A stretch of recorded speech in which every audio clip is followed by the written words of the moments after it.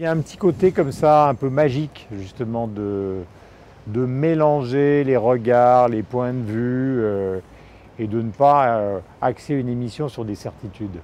Vous savez, en France, il y a la rentrée, par exemple, si on prend les semaines qui arrivent, on a la rentrée littéraire, on est habitué à ça. Après, vous avez la FIAC, on est habitué à ça. Après, vous avez les grands débats d'idées qui rythment la vie de la télévision et des journaux. Là, forcément, ce qui se passe au Québec, par exemple, prenons un exemple simple et concret. Eux, ils ont Netflix, puisqu'on parle beaucoup de Netflix dans les journaux en ce moment et dans les conversations, qui est une plateforme de vidéo on demand où il y a 50 millions d'abonnés déjà, qui distribue des films, des séries, etc.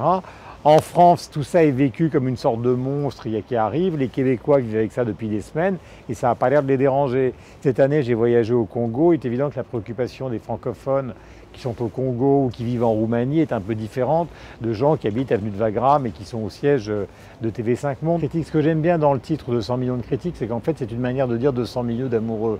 Quand vous critiquez quelqu'un, c'est que quelque part, il y a quand même un sentiment d'attirance. On est rarement critique par rapport à des gens vis-à-vis desquels on est totalement indifférent. Il n'y a pas besoin d'avoir un point de vue critique. Donc j'ai toujours pensé que la critique c'était ça en fait. C'était une déclaration d'amour un peu contrariée ou au contraire réelle, mais qui porte ce joli nom qui est le nom de la critique. Ça peut être féroce, ça peut être violent. Ça peut être comme les frères Goncourt qui disaient de Marcel Proust que c'était un chat siamois enfermé dans une loge de concierge, donc c'était très méchant. Mais en même temps, ce n'était pas minable. Le grand défaut de la télévision, vous la connaissez tous puisque vous nous regardez, c'est que plus personne ne se fait d'illusions sur la raison profonde des critiques qui sont émises à la télévision. Elles ne sont pas là pour dire quelque chose de sincère sur une œuvre, elles sont là pour faire marcher la télévision. Donc si on peut éviter ça dans 200 millions de critiques, ce serait une chose qui me paraît aussi très utile.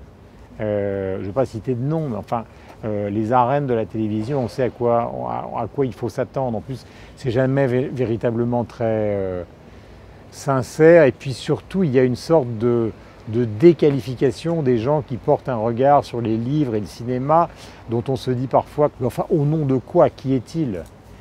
Si Houellebecq dit du mal d'un livre, j'aurais tendance à considérer que son point de vue sur la littérature est pertinent. Si Bip Bip dit du mal d'un livre, qui est-il ?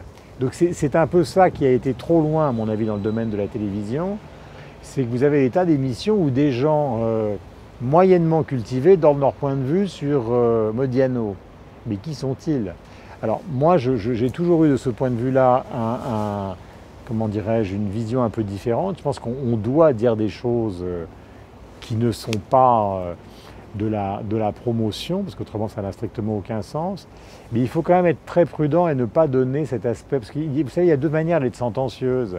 Il y a le sentencieux louangeur, allongé par terre, qui transforme tous ses propos en une énorme flagornerie. Puis il y a l'autre version, c'est le petit combattant qui, pour exister, veut absolument dire quelque chose de méchant sur les statuts du commandeur, de la critique. Bah, Soulage, ou bah, Daniel Buren, que des rayures, etc. Si c'est simplement pour exister, ça n'a aucun sens. Et ça, je pense que le fait qu'on ait affaire à un espace francophone, ça va nous sortir aussi de ce que je disais à propos des frères Goncourt pour Proust, car en fait, quand les Goncourt disaient de Proust c'est un chat siamois enfermé dans une loge de concierge, qu'est-ce qu'ils exprimaient d'abord et avant tout ? Une violente jalousie. Je crois moi beaucoup au double sens du mot critique. C'est-à-dire que la critique, c'est aussi une manière d'admirer.